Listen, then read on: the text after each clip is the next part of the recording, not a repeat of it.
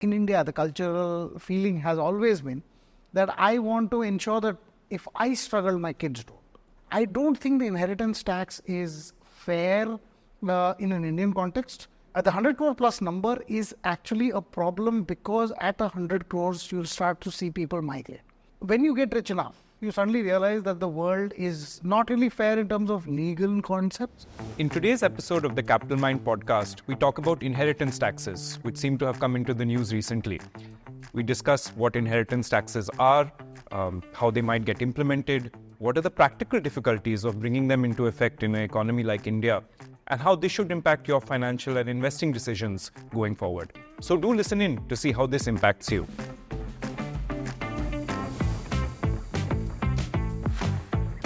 Deepak, there was a bit of a controversy recently because an opposition party spokesperson raised the issue of an inheritance tax and talked about how it might be a useful idea for helping out with government budgets and dealing with inequality, and talked about how worldwide there are inheritance taxes and we just don't have one in India right now.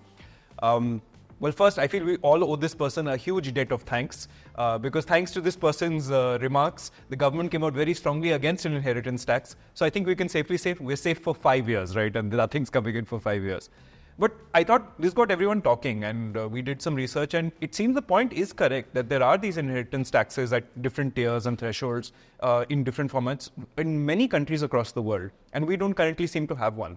So I wanted to ask you, look, we're probably on the same side of this, right? So let me try and take them a sort of pro-inheritance tax stand and ask you, how do you feel about an inheritance tax? I mean, the world is capricious. There's so much luck involved. People who are wealthy today have, maybe some of them are geniuses who have done great things for the world, but some of them are also just plain lucky. And some of them have probably earned their monies in ways we don't approve of, like they're just corrupt and they've gamed the system. So isn't like an inheritance tax a way of sort of like reducing some of these inequalities, improving government finances? And it doesn't have to be absurd, so it can be enough to maybe take the sting out of it and prevent it from cascading and becoming this massive inequality that perpetuates from one generation to the next. So what's your view on that? How do you feel about an inheritance tax? This is actually where there are points at which I will agree with you, but then there will be larger set of points where I'll probably disagree. I think from like you said, we're both on the same side of that equation overall. And just as a disclosure, as a wealth manager, you would expect us to be not fond of an inheritance tax. But there are actually good reasons why I think people think of it that way, and these are altruistic reasons. But let me come over the reasons. The core concept is, have you really worked for your money? That means we want everybody to be having some form of an equal opportunity that says, well, you know what, if you start today, why should you start at a much better string just because your parents were wealthy and you got this money handed down to you, and therefore you don't have to work so hard. Whereas I, who does not have a lot of money, there has to work substantially harder for my money, and therefore, you know what, let the government take a part of whatever you're supposed to inherit. Therefore, we're a little bit more equal. I think that is the core concept of the core feeling that people feel that you should get inheritance tax. But I say this, in India, the cultural feeling has always been that I want to ensure that if I struggle, my kids don't. And therefore, I'm going to at least make sure that they don't struggle. This is also why people give wealth to, for instance, their daughters when they get married, or because the idea would be that you shouldn't have a miserable life, and therefore your family should treat you well. Of course, these things go haywire in actual implementations, but there is a feeling that this is how the parents are supposed to pass their wealth on to the children. I won't say necessarily great, because I want to advocate it for spending the money rather than giving it away. But I think the choice should be the person's. If they choose to leave it, that's their wish. If they choose to spend it, that's their wish. I don't think the government should come into play over here. But the more important part of this is that if, for whatever reason, you take away the wealth that I have kept for my children, in inheritance tax or whatever, then something happens to my children. Are you going to help them? Because you're going to take the government. The government is going to, is the government going to help them? The answer is there's no dole, there's no unemployment tax. Why a child has an accident that gives him a few years when he can't work. Will you support him? The answer is no. We won't, because we deem you rich and therefore you're not going to get supported. If we deem you poor or of a certain lineage, caste, or whatever, and we will give you more opportunities, but we won't give it to people who we think are not worth it, not because they don't actually deserve the money, but because we have labeled them by proxy, and therefore, the color of their skin, the size of their surname determines whether they get government benefits or not. Therefore, I feel less likely to be okay with an inheritance tax. And I think everybody will, because eventually even the people that are getting the benefits today will find it painful to say, okay, if we get rich, you know what, the government will find a way to not support our children. They'll support other people. So there's no equality of the downside opportunities on the downside to people who seem to have made it on the upside. Therefore, I don't think the inheritance tax is fair in an Indian context, and from a cultural context also, because people tend to save all their money over a very long term for some of it for their children at least. They will therefore resent an inheritance tax, and therefore I think in general it is an unfair concept because we've changed the fairness of opportunity to say that, listen, because some things were unfair in the past, we are going to give an unfair lead to a lot of other people, even though you might have equated some parts of it. For instance, you might say that there is a caste-based opportunity matrix, and that caste-based opportunity matrix means that to get a seat in a decent college, you're going to be less. Some people get slightly higher privilege, even if their wealth levels are exactly the same. So because we don't equate those, I think the equality of opportunity has no meaning anymore, and therefore inheritance taxes will have much less favor, at least within the Indian context. That's fair, but maybe I should qualify. I was not thinking of. Obviously, the fear would be that since there is no concept of unemployment insurance or disability insurance, or maybe if I can call it a welfare state in general, beyond some very basic point. Obviously, you do need to be able to save and pass on to your next generation. So the inheritance tax, I think that everyone has when they think of this is at some very large number. The number is kind of arbitrary, but what if it's 100 crores or 500 crores or 1,000 crores? This way, the number will be very small. It will impact only a handful of people every year. Surely there's barely 10 families per year or whatever, or 100 families per year, maybe that would be impacted by something like this. So given that, what's your aversion to an inheritance tax kicking in only at these extreme levels of wealth? Is that still a problem in your eyes? So I think because the structure of inheritance tax is that you should not allow you should not allow untaxed money to pass from person to person. There will also be a gift tax. That means we will also have a tax on gifts, even to family members, before they die. I think Canada has this, or England has this concept of if you donate within 7 years of your death, before 7 years of your death, then it will be considered effectively taxable inheritance. But before that is fine. But you don't know when you're going to die. So every time you die, it could be 7 years, it could be 10 years, and then they could change the definition to 15 years and so on. So there is a gift tax that will be introduced, which will create some layer of resentment, saying, listen, now, even if I'm not I want to gift my kids some money or my spouse some money, I still have a problem.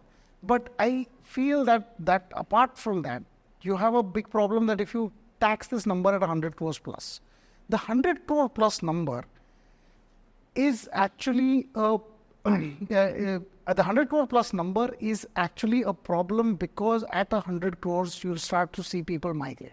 There are not that many 100 crore plus families in India, and if there are enough the reasons for them to migrate, they will move out, especially if you introduce a relatively high inheritance tax. Now you could say, oh well, we don't need to reduce 10%, but even 10%, everybody looks at it as money that's going away for no reason. So why don't I move to Dubai? Why don't I move to Singapore, where there's no such tax? Another thing that Western countries do, like America and Canada do, is that if you renounce your citizenship or leave the country, you may actually end up paying the tax on untaxed, as if you were dead and you had to inherit, and therefore there's a tax on exit as well. Now India can't do that because you have $120 billion coming a year from inheritances. So the remittances, not maybe it's a very interesting misuse of that word. But the remittances being 120 billion means that we can't really tax people exiting our country, because that's effectively what's bringing back a lot of money as well. Now, if you take these two layers and you say, well, you know what, we'll charge an inheritance tax on a very high amount, there is also the structure, and this is the second part of the thing, is that when you get rich enough, you suddenly realize that the world is not really fair in terms of legal concepts. So therefore, as you get richer and richer, there are more structures that are available to you. Trusts, charitable organizations that you could create, or a bunch of other things, all of which are designed to be able to move the taxation responsibilities from X to Y. And this will happen in India as well. So if you say introduce an inheritance tax, well, you know what, we will, if you donate your money to charitable trusts, that money will not be included in your assets. Therefore, but you could own the charitable trust, or you could have a trust structure that benefits your children, and in your lifetime that will move. What will happen is lawyers will make money, accountants will make money, because they will be the ones creating the structure. Honestly, so will us as wealth managers, because we will help.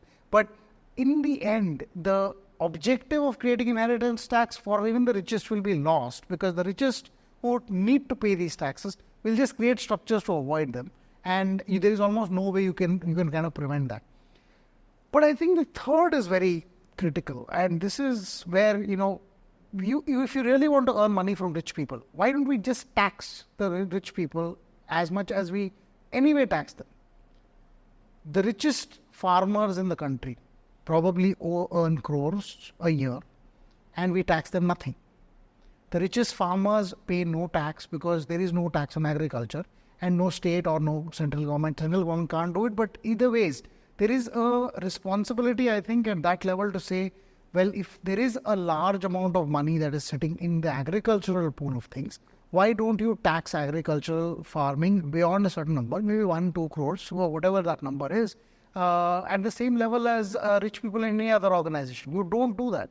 You allow people to park their capital gains excesses in houses. Why? You should just tax it. Because I can't park my excess capital gains in shares of other companies. I can't park my excess capital gains by investing in new companies that are trying to build a workforce and all that stuff. So I'm not actually doing it in really big economic job generative opportunities. So why are you giving me a tax benefit for owning another house? It's not just one. I can own 2 houses, up to 10 crores a year. These are inequalities that on the taxation front that would say tax the richest people, but you don't do it, and therefore I think taxing the farmers more, taxing not the farmers, the richest farmers more, is actually a better way and less way to do it.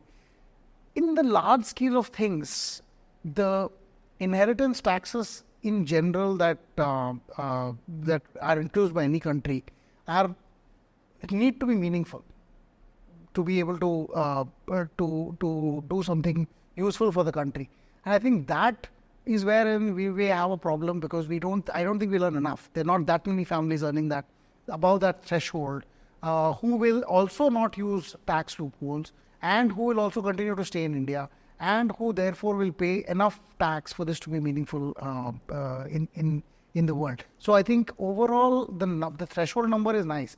But okay, let me put this last piece in your mind. How much do we trust the government? We don't trust the government. We just don't trust our government to do the right thing for us. Like I said, I don't trust the government to do the right thing for my children. Why do I trust them that they will keep this 100 crore number exactly where it is? Do you think that tomorrow it will stay 100 crores? Do we think that tomorrow somebody will get up and say, you know what, isn't 50 crores big enough? 50 crores is also good. Why shouldn't we tax at 50 crores? Some politician will say, I don't spend more than 10,000 rupees a year, because they have somebody to wash their clothes, cook them food, take them places, shine their shoes.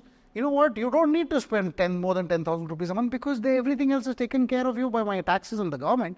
But why should that apply to us? We don't even want people to clean our shoes. We'll clean our own shoes, but we have to still cook and clean and make food and all that stuff, and that costs us a lot more money. And maybe what you think is too much is not too much for the rest of the population, and we don't trust you to keep that number the same way. The same person who looks at the 100 crores today, even if he's a person who's worth only 50 lakh rupees, is not thinking, oh yeah, 100 crore tax, wale ko tax karo, or tax the guy with more than 100 crores. he's also thinking tomorrow they will come for me. Because we have known them to start at one number and come back down to 50 lakhs. Let me try another argument. Wouldn't one of the benefits of an inheritance tax be that it increases the number of people who are going to work?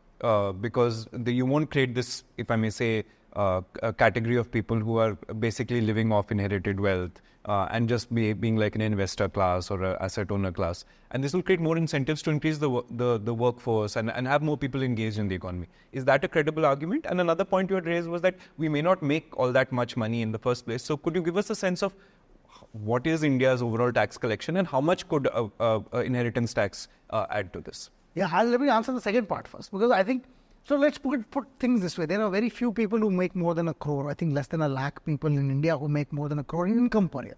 Now, assuming you have 100 crores, just the taxable part of that income would probably be 5 to 7 crores, just if you keep it in an FD or keep part of it in an FD and so on. So imagine that the number of people that would actually qualify at the 100 crore plus level would be very few, probably in the 10,000s or maybe that level. Of course, unless you consider black money, which you can't because it is by definition not taxed. But assuming that you get these 10,000, 50,000 people to pay you some money. Now, if you are able to collect a certain amount of money, that should be meaningful. How much do we spend per year? India as a government spends more than 40 lakh crores per year, 40 trillion rupees per year. That is 40 lakh crores. Now, if you wanted this to be meaningful, you would say, so you should collect at least 100,000 crores in inheritance tax for it to be meaningful, right? So like 2.5% of the total. I mean, our tax bills add up to maybe 6 or 7 lakh crores in personal taxes, 7 lakh crores in corporate taxes, and about 8 lakh crores in tax collections are about 24 to 25 lakh crores, right? So you want at least 1 lakh crore to come from, say, an inheritance tax. And this 1 lakh crores to be, let's say you taxed inheritance at 50%. That means somebody should have died with 2 lakh crores, or somebody or some buddies should have died with 2 lakh crores. And that, I think, is suddenly, it's suddenly a lot more difficult. There are not 1,000 people dying every year with 200 crores in taxable wealth. If we don't have that, we don't collect the 200,000 crores ka 50%, we don't collect the 100,000 crores. And so what will we collect? We will probably collect a fraction, maybe 1,000 to 2,000 crores, because you have to assume that these people won't leave the country, these people won't use tax loopholes, these people will not do crazy things and keep their money away from the government in general. Of this, I think the collections will be so small it will be meaningless. In fact, in 1985, when the inheritance tax was actually abolished, it was abolished primarily because the amount it was taking to collect this tax was much higher than the amount they were actually getting from the tax itself. There's so many options, so many loopholes that are available, and it just doesn't work. So what will happen now is you'll end up collecting, let's say, 1,000 or 2,000 crores per year. This is meaningless. For you to go back after the rich people, value their assets, their unrealized gains, we should talk about that, but also say that, listen, you got to assume that this is your wealth, and therefore you have this massive tax bill that comes in for them to actually pay and not try to get away. And if you end up collecting only 1,000 or 2,000 crores, what use is this? And you've created a big furor.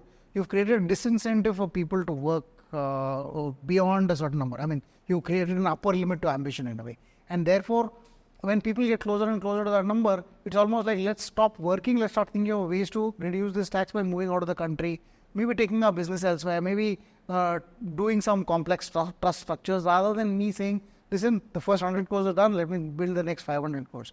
At some level, this will get taxed, not as inheritance tax or wealth tax, but as an income tax itself. And that will anyway generate a lot more taxation opportunities for the country, rather than doing this bigger thing. But the other point you made, and that's Piketty's argument, I think at some level, is that if you create inheritance taxes, people are going to naturally get the feeling that, yes, we will work more. We have to work hard for our money. This assumes that working hard makes you money. In India, it is not necessarily so. The children of politicians become politicians. The opportunities are not equal, in the sense that the children of people in the film industry become stars in the film industry. Some of them are good actors, but many of them are not. And they still get those opportunities that continue to move them forward. The children of judges become judges. The children of lawyers continue to be or get a leg up, because it's almost like the judge is saying, "Yeah, I knew your dad. I worked with him," and therefore you get a little bit of leeway. You see that people in the IAS also, the army, there is a preference to the children of people in that bracket. Not necessarily the army, because that's a little bit much more of a tougher life. You probably have a disadvantage. But either ways, the opportunities are not equal based on the wealth you have. It is not like, oh, I'm a famous film star, I can become a politician. Except in the south of India, where it is a requirement, and like we keep joking, maybe that's why the South wants to secede. But yeah, the long-term opportunities available to a lot of people are largely sometimes based on birth, not necessarily based on wealth, and it's not necessarily based on hard work. So because we recognize this, at some level there is a defeatist attitude among people that says, it doesn't matter how much hard work. I'm going to have a glass ceiling in this industry. At some point in the Tatas, where I used to hear this, that you can't reach above a certain level unless you're a Parsi. That's obviously not true anymore. That's not true anymore. But there was also the saying in Tata's biggest company, TCS, that you couldn't get beyond a certain level unless you were a Tamilian, because that was also the saying that went through. I'm not saying that's always going to be true. It's probably going to move. The barriers are going to move around. But there is that fear that the counterpoint of an inheritance tax introduction making people want to work more, saying it doesn't mean that you will work more. You probably get those opportunities anyway just because your parents are wealthy. That the wealth distribution won't even matter, or wealth redistribution. It won't even be a wealth distribution in the end of the game. But I think overall, the fact that inheritance taxes try to make you work harder will apply only if, or to a certain extent, if we discourage the inheritance itself, which means you might say, Deepak, people leave their money for their children. And there are some bad aspects to this, right? For instance, a person may leave their money to their children and say, the children might say, listen, I'm going to inherit your house anyway. Why don't you sell it and give me money so that I can buy my house? Parents do that for some strange reason. They will actually sell their houses, give the money to their children and say, we will live with you. The children are fine for this for a while, and they find out they can't live with their parents anymore, and the parents are thrown out on the street. And this happens at relatively lower income levels, but also I've seen some of these fights happen at even high income families, where they're fighting for, I have 100 crores, I'm going to fight over 5 or 10 or even 50. Sometimes I have 10 crores, I'm going to fight over 100. All of these aspects are natural inheritance taxes, because in the end, all that money, it trickles down to the lawyers and the courts and pieces of land that will never ever get developed simply because there's a fight happening for the last 3 centuries. Therefore, wealth exists, but it's never useful in those families. So I think that way, an inheritance tax, this might be digressing from the point of whether an inheritance tax will make people work. I think there are these so many cross complications that it's a noble thought to think it will, but in practice, I doubt it will happen at a core level. You bring up in practice. So I think you had mentioned this briefly. I can think of at least 2 situations where things get a little complicated, right? When there's an inheritance which involves unrealized gains, or there's an inheritance that perhaps involves land or a house or some large real estate. So in these specific examples, how would, if you had to actually implement an inheritance tax and you had to deal with the issue of unrealized capital gains or unrealized gains, say shares of a company or real estate, how would you handle that? So the problem with unrealized gains, I think I can highlight this in 2 kind of interesting examples that have happened in the past. The first, more recent, this was about Samsung. So the head of Samsung was on his deathbed, probably 2016, that kind of time frame. And apparently, he was dead or close to dead and was kept alive for the longest time, because Korea has 40 or 50% inheritance taxes.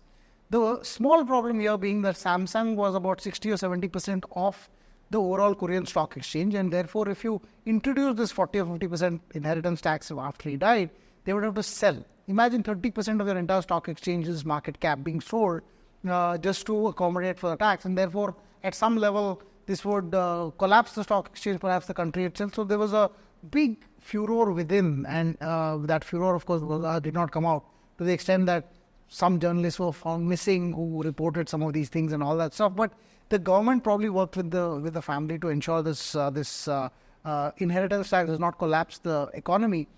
And it was only in 2020 that eventually, when they paid the $4.4 billion tax, effectively $10.4 billion US dollars worth of tax was paid. And it was paid after a long time when the businesses were restructured, there were some sales and so on. That made this cash available to the family without having to destroy the stock exchange. So to that extent, I believe doing unrealized gains, because it was unrealized, right? Samsung owned this company, you didn't need to sell them. If I own 50% of Samsung, why do I ever need to sell it? I don't probably make enough money from dividends anyways. But when I die, you're forcing that sale to happen because you're valuing my assets at what was never going to be sold anyways. And therefore, taxing unrealized gains creates commotion. The other one, perhaps a more positive note in this case, was what Warren Buffett and Charlie Munger have loved to talk about for ages. They keep talking about See's Candies. It's a company that sells expensive candy, boiled sugar, effectively. So you find in the West Coast that a lot of people buy See's Candy at exorbitant prices and continue to buy them. Some sort of, India's affiliation for gold and America's affiliation for, Apple products. But Apple products actually do something useful. I don't see See's Candy doing that useful a mechanism to people. But in general, it is a very popular confectionery item. But Warren Buffett and Charlie Munger bought this company, and they keep talking about how it's a cash machine, that you just don't need to put any more rupees into it or dollars into it, and it keeps generating money, and that money they can use for the insurance business and a bunch of other stuff. How did it actually come about? A recent interview before Charlie Munger died was an interview where he mentioned what happened. He said it's all because of inheritance taxes. So we're like, how does that work? And then the idea was Charlie C, I think that was his name, or Mr. C, if I don't remember his first name. There was him and there was his brother. He owned the shares, but his brother ran the company, and his brother ran the company really well, obviously. Now, when he died, the US inheritance taxes kicked in. And in the US inheritance taxes, you have a fairly large amount of money valued at the time of your death. So they valued this See's Candies at X, and they said you have to pay so much percentage of X before you can, the asset can be transferred over and all that stuff. Now the brother's looking at this and saying, listen, I've built this business, I have to now pay all these taxes, or the estate has to pay the taxes. How do we do this? So what Charlie Munger did was buy the company. And when they bought the company, that gave the family enough money to pay the taxes and some, and they continue to run the company. But effectively, Charlie and Warren Buffett got two things. First, a company that generates a lot of cash flow, and a story to tell for eons to come. So you did have an issue with capital gains. But look at it from the angle of this Charlie C's brother, or Mr. C's brother. He ran the company, and he ran it well. All he didn't do was actually own it. And at the time of his death, he had to give up the company. Of course, he didn't give up management, he gave up control. But that control is useful, right? It's like a cash machine that I own, or that was effectively generating money for me. But now it's generating money for somebody else. I'm just going to get a salary out of it.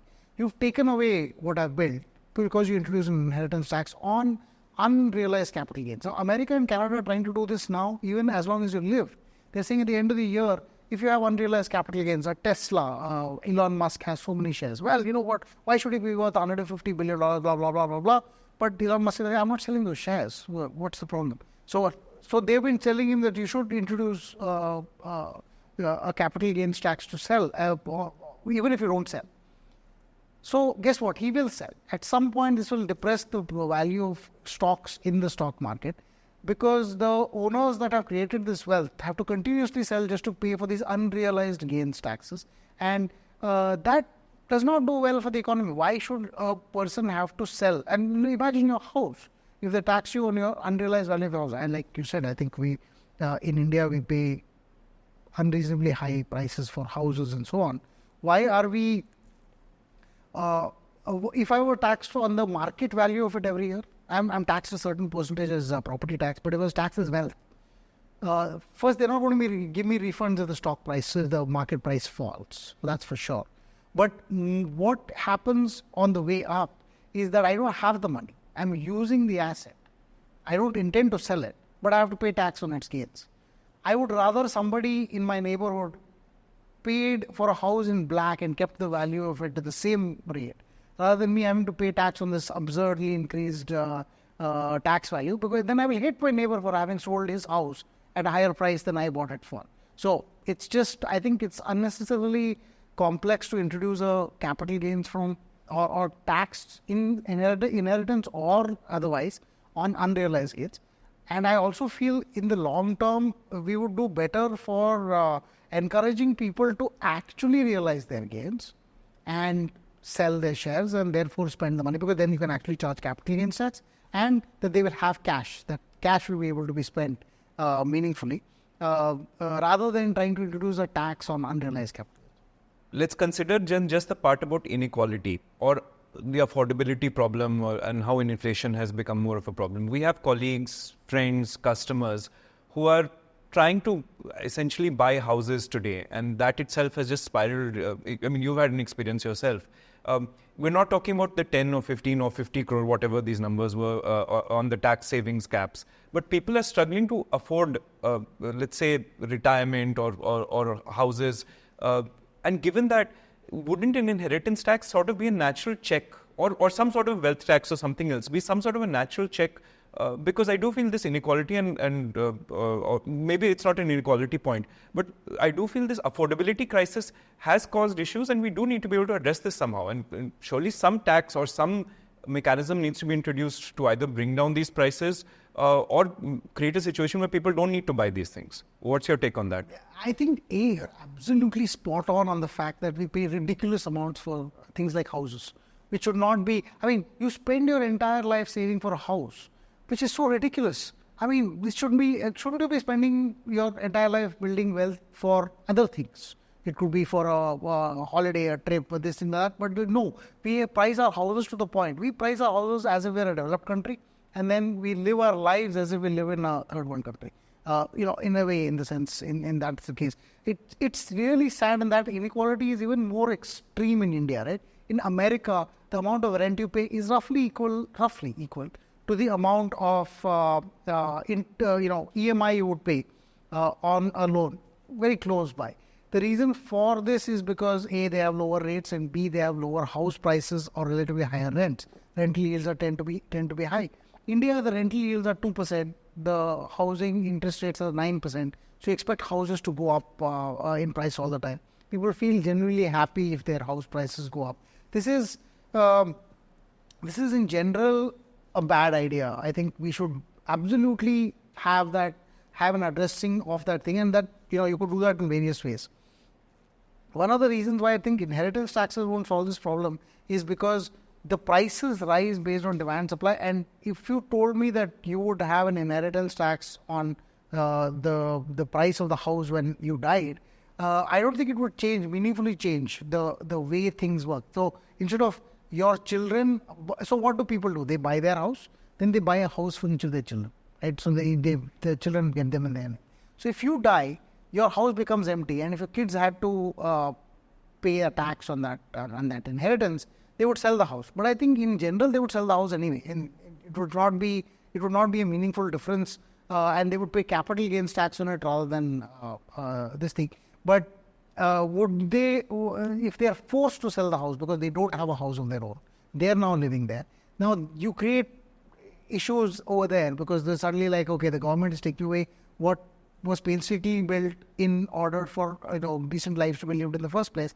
So you move me away from, I built a house so that my children don't need. I mean, let's say if I have only one child, and eventually after I die, my child continues to live in this house. Now that person, now my child has to sell my house, pay the taxes, and go find a way to buy their own house. This is not going to meaningfully change asset prices because you're taking away one layer of, you're adding to one layer of supply, but you're also adding one layer to demand, or maybe two layers to demand. This is not going to meaningfully, I think, change the aspect of saying, well, an inheritance tax is going to do so. but what will? And this is where I think we should encourage the aspect of both spending and in a cultural aspect, the idea of doing charity to help solve this problem. For instance, if you built a 500 square foot apartment block, this would probably be more affordable only to people who are relatively poor. And if you got a tax break for doing so, or some kind of a incentive for doing so, or even social pleasure for doing so, let's say people who are felicitated and given this thing for having built this and empowering so many families, you would actually, I think it would do better than actually doing an inheritance tax by itself. Because the 500 square feet is not going to be lived in by relatively richer people, except in Bombay where even 200 square feet is. Okay, we leave that aside. But we would actually end up making a better life for a lot more people if you encourage this as a spending or a charity mechanism. Now, we do this for, say, religious organizations, temples, churches, mosques. You donate money so that they perhaps give money over to other people. The problem with this has been that, yes, temples do give free food, and so do churches, and so do mosques, gurudwaras, and so on. But the amount of money they tend to receive tends to be many multiples of the amount, the larger temples. I'm talking about the larger organizations over here. They will receive a much larger amount, and then that becomes wealth at those temple, mosque, church levels, and not necessarily trickle down any further. And you can't force them to. You can't say we will take the excess money. It's a little unfair. So instead, what we should do is create a cultural feeling that, listen, donation and charity is good, and therefore you should donate a meaningful amount of money towards actual causes which cause change. In India, understandably, people are very weird about this, because there are charitable organizations that spend 80 or 90% of the money they receive on the salaries of the people that are in the charitable organization rather than the actual end use. But this is changing. As it changes, as more and more information comes about, I think we should automatically start moving upscale one level, where we say, listen, we're going to help. We're going to help improve lives of the people in our villages, in our this thing, that of our cities and of our towns, especially for the relatively less well-heeled. This can happen over time. Of course, it will be a political hot potato, because if you own a plot in a rich society, and you suddenly say, I'm going to build houses for the poor in it, the rich society, as a natural consequence, complains.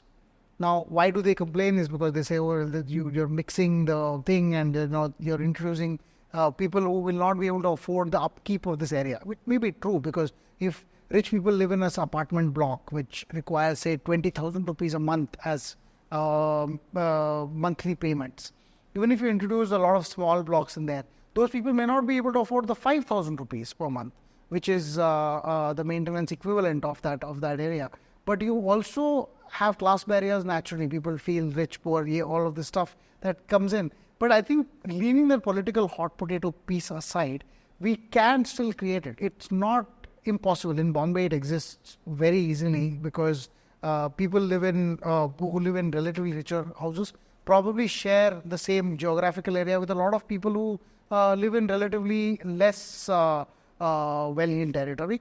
But in other parts of the country too, there's a lot of areas where you can actually improve the lives of people living in the same area itself by a form of charity or for a form of help that will running water, moving away from pipes and carried water to a piped system into everybody's house and running water is, I think, the simplest thing that most society would want to achieve. India, for some reason, considers that village has water if it has a tap, but it does not mean we have to have running water. I think the government should do more, but as people ourselves, we could do a lot more. That would change people's lives more meaningfully than it would by us creating inheritance structures to enforce this to happen, and the government eating up the money in various harebrained schemes somewhere along the way.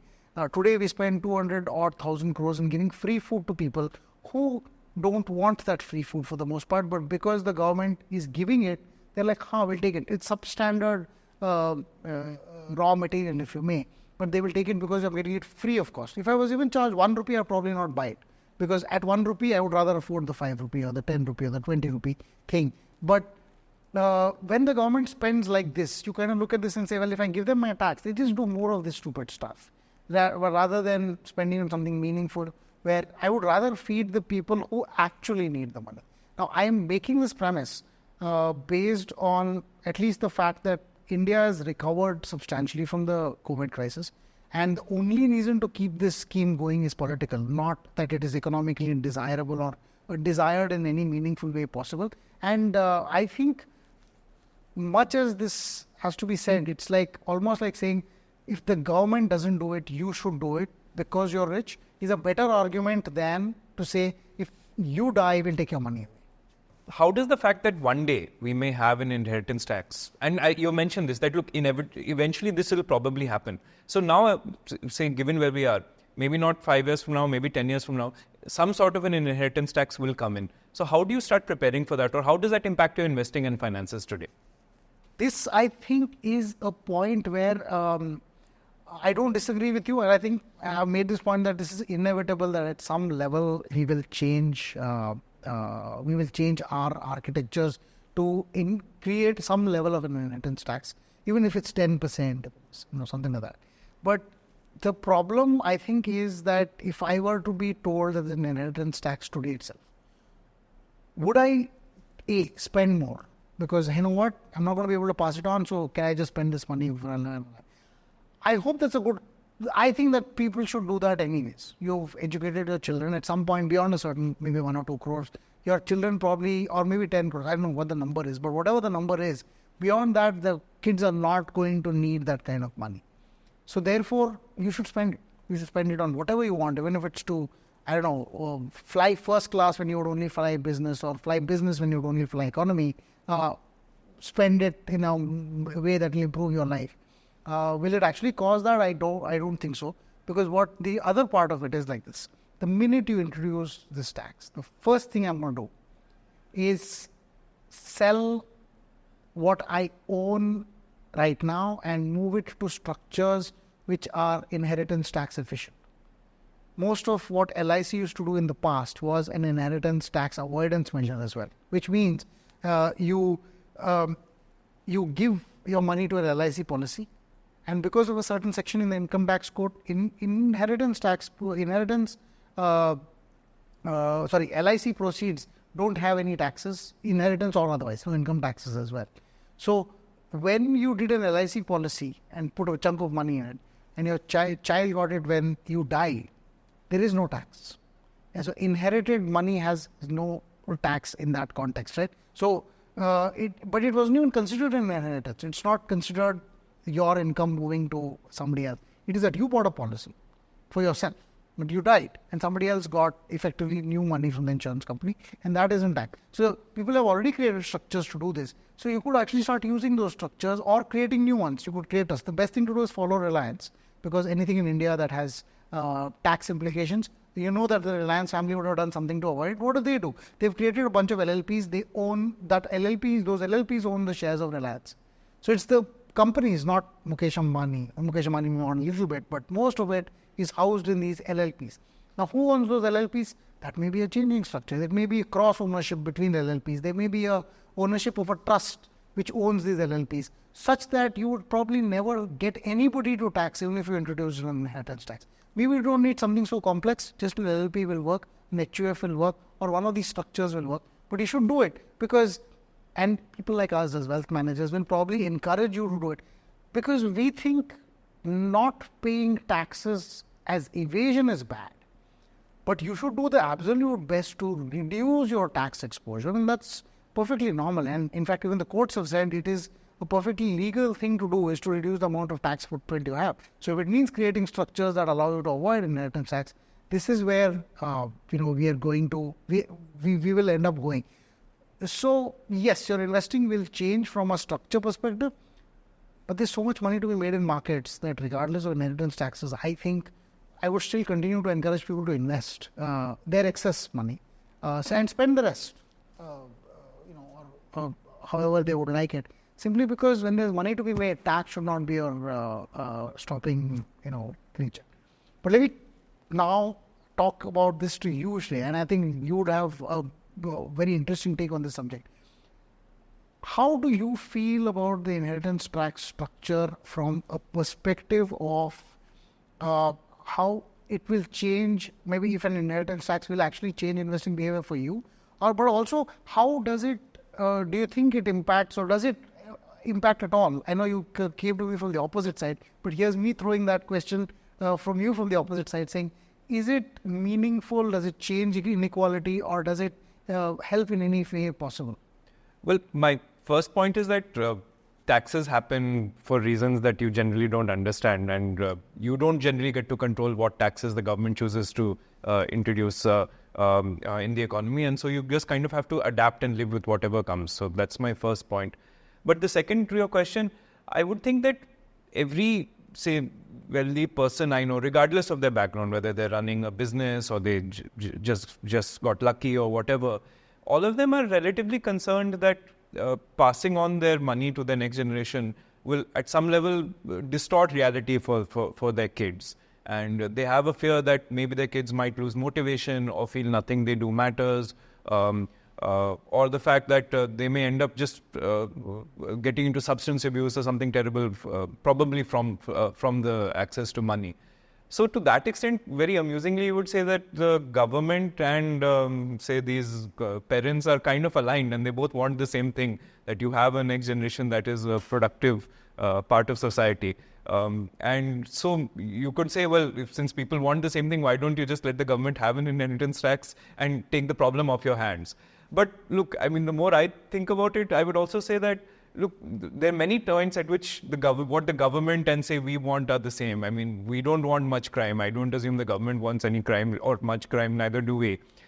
We don't want our phones to constantly be ringing with spam calls. We don't want people impersonating FedEx officers or the CBI calling us saying that they found drugs in a package with our name in it.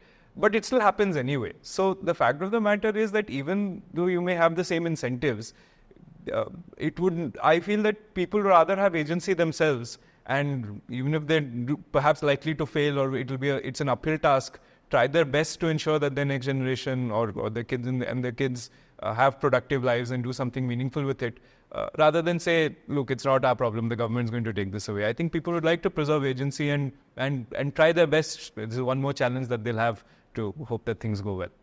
That's a great point. I think we should end on that note. I think the idea is give the agency to people rather than to government, which I think is as capitalist as it gets. But you know what? It's been the best form of governance we have seen so far. And inequalities aside, we don't necessarily care about inequality as much as we care about upliftment. So if everybody is unequal but the poor are getting richer, it's still good overall. Well, everyone, thanks so much for listening. If you'd like to hear more of our podcasts, then do visit capitalmind.in/podcast to see a whole list of all our episodes. And do follow us on YouTube, subscribe to this channel to get more of these videos showing up directly to you. And don't forget to follow us on all our socials.